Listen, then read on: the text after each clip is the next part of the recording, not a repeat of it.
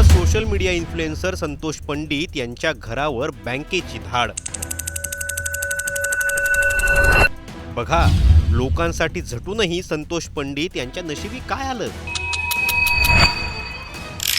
पुणेकरांसाठी सतत भांडणारा हाच इन्फ्लुएन्सर आज स्वतःच्या घराबाहेर कसा पडला। बँक आज माझ्या दारामध्ये आलेली आहे आणि मला त्यांनी फ्लॅट खाली करून मागितलाय।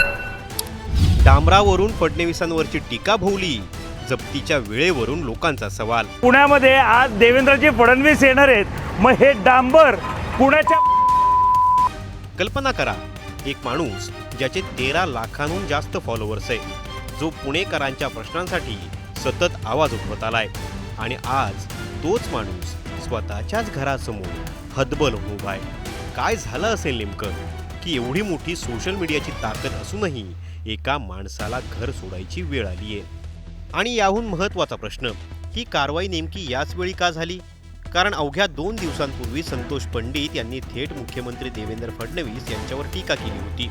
मुख्यमंत्र्यांनी सांगितलं होतं की डांबराचं प्रोडक्शन बंद असल्यामुळे पुण्यातील रस्त्यांची कामं थांबली आहेत। पण जेव्हा मुख्यमंत्र्यांचा पुणे दौरा ठरला, त्याच्या आधीच पुणे महापालिकेनं चक्क डांबरानं रस्त्याची डागडुजी केली।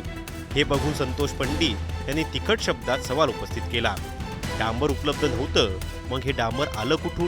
सर्वसामान्य नागरिक ज्या रस्त्यांवरनं जातो त्या रस्त्यांवरचे खड्डे बुजवण्यासाठी महाराष्ट्र शासनाकडे डांबराचं शॉर्टेज आहे। कारण देश विदेशांमध्ये युद्ध चालू आहे, पण पुण्यामध्ये आज देवेंद्रजी फडणवीस येणार आहेत, मग हे डांबर पुण्याच्या याचं स्पष्टीकरण देवेंद्र फडणवीस देतील का? आणि आता अवघ्या 2च दिवसात त्या संतोष पंडित यांच्या घरावर बँकेची आणि पोलिसांची मोठी कारवाई झाली आहे। योगायोग म्हणावा की टायमिंग, हाच प्रश्न आता सोशल मीडियावर अनेक जण विचारतायत। चला आधी नेमकं काय घडलं हे समजून घेऊया आणि मग हा प्रश्न तपासू।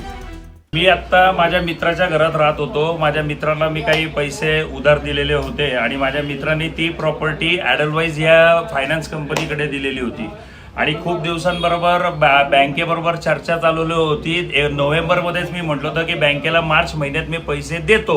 माझ्याकडं पैशाची पूर्ण द्यायची तयारी असून सुद्धा बँकेने वेळोवेळी मला भेटले नाहीत किंवा भेटू शकले नाहीत किंवा काय व्हॉटेवर जे काही झालं असेल, मी बँकेला वेळोवेळी सहकार्य करत आलो। पण बँक आज माझ्या दारामध्ये आलेली आहे आणि मला त्यांनी फ्लॅट खाली करून मागितलाय।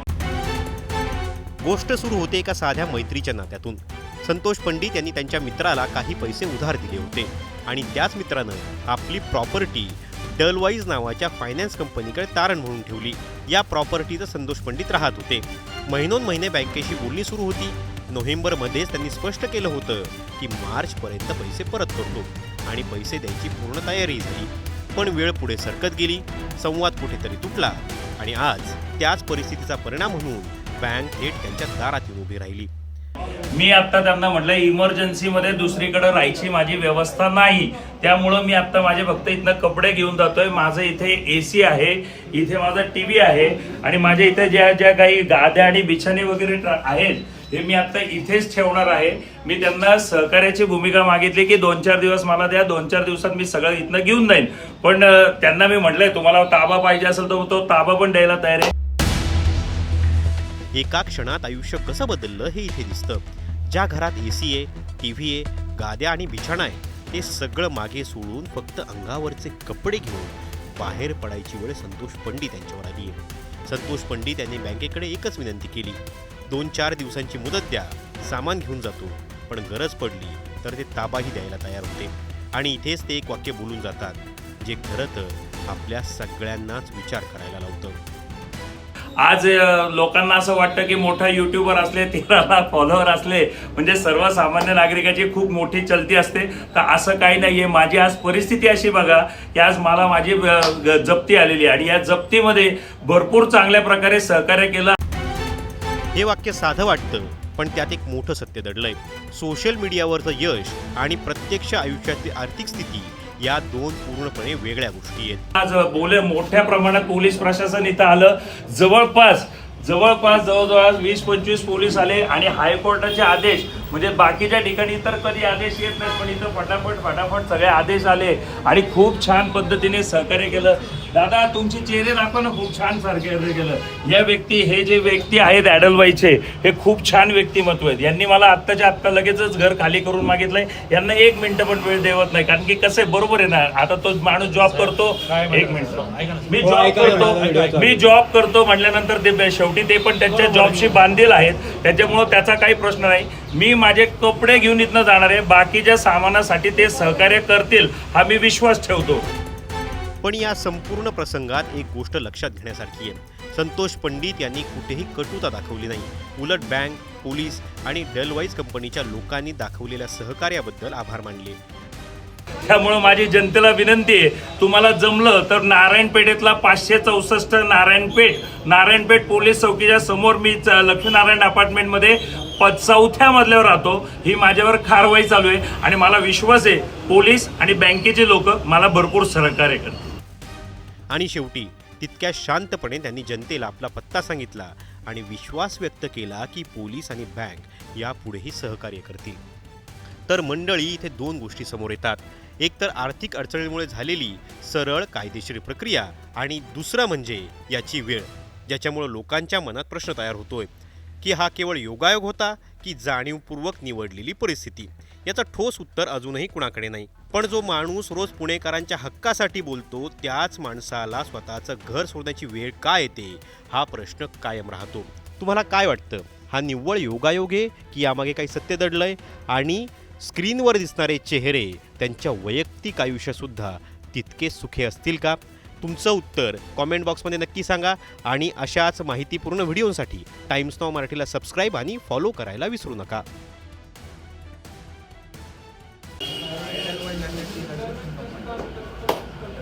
मी आत्ता माझ्या मित्राच्या घरात राहत होतो. माझ्या मित्राला मी काही पैसे उधार दिलेले होते आणि माझ्या मित्रांनी ती प्रॉपर्टी ॲडलवाईज या फायनान्स कंपनीकडे दिलेली होती आणि खूप दिवसांबरोबर बँकेबरोबर चर्चा चालवली होती. नोव्हेंबरमध्येच मी म्हटलं होतं की बँकेला मार्च महिन्यात मी पैसे देतो. माझ्याकडं पैशाची पूर्ण द्यायची तयारी असून सुद्धा बँकेने वेळोवेळी मला भेटले नाहीत किंवा भेटू शकले नाहीत किंवा काय वॉटेवर जे काही झालं असेल. मी बँकेला वेळोवेळी सहकार्य करत आलो, पण बँक आज माझ्या दारामध्ये आलेली आहे आणि मला त्यांनी फ्लॅट खाली करून मागितला आहे. मी आत्ता त्यांना म्हटलं इमर्जन्सीमध्ये दुसरीकडे राहायची माझी व्यवस्था नाही, त्यामुळं मी आत्ता माझे फक्त इथनं कपडे घेऊन जातोय. माझं इथे AC आहे, इथे माझा TV आहे आणि माझ्या इथे ज्या काही गाद्या आणि बिछाने वगैरे आहेत हे मी आता इथेच ठेवणार आहे. मी त्यांना सहकार्याची भूमिका मागितली की 2-4 दिवस मला द्या, 2-4 दिवसात मी सगळं इथनं घेऊन जाईन. पण त्यांना मी म्हटलंय तुम्हाला ताबा पाहिजे असेल तर तो ताबा पण द्यायला तयार आहे. आज लोकांना असं वाटतं की मोठा युट्यूबर असले, 13 लाख फॉलोअर असले म्हणजे सर्वसामान्य नागरिकाची खूप मोठी चलती असते, तर असं काही नाहीये. माझी आज परिस्थिती अशी बघा की आज मला माझी जप्ती आलेली आहे आणि या जप्तीमध्ये भरपूर चांगल्या प्रकारे सहकार्य केलं. आज मोठ्या प्रमाणात पोलीस प्रशासन इथं आलं. जवळपास जवळजवळ 20-25 पोलीस आले आणि हायकोर्टाचे आदेश, म्हणजे बाकीच्या ठिकाणी तर कधी आदेश येत नाहीत, पण इथं फटाफट सगळे आदेश आले आणि खूप छान पद्धतीने सहकार्य केलं. दादा तुमचे चेहरे दाखवा ना, खूप छान सहकार्य केलं. या व्यक्ती, हे जे व्यक्ती आहेत ॲडलवाईचे, हे खूप छान व्यक्तिमत्व आहेत. यांनी मला आत्ताच्या आत्ता लगेचच घर खाली करून मागितलंय. यांना 1 मिनिट पण वेळ देवत नाही, कारण की कसं आहे, बरोबर आहे ना, आता तो माणूस जॉब करतो. 1 मिनिट, मी जॉब करतो म्हटल्यानंतर ते शेवटी ते पण त्यांच्या जॉबशी बांधील आहेत, त्याच्यामुळं त्याचा काही प्रश्न नाही. मी माझे कपडे घेऊन इथनं जाणार आहे, बाकीच्या सामानासाठी ते सहकार्य करतील हा मी विश्वास ठेवतो. त्यामुळं माझी जनतेला विनंती आहे, तुम्हाला जमलं तर नारायणपेठेतला 564 नारायणपेठ पोलीस चौकीच्या समोर मी लक्ष्मीनारायण अपार्टमेंटमध्ये 4थ्या मजल्यावर राहतो. ही माझ्यावर कारवाई चालू आहे आणि मला विश्वास आहे पोलीस आणि बँकेचे लोक मला भरपूर सहकार्य करतील. धन्यवाद.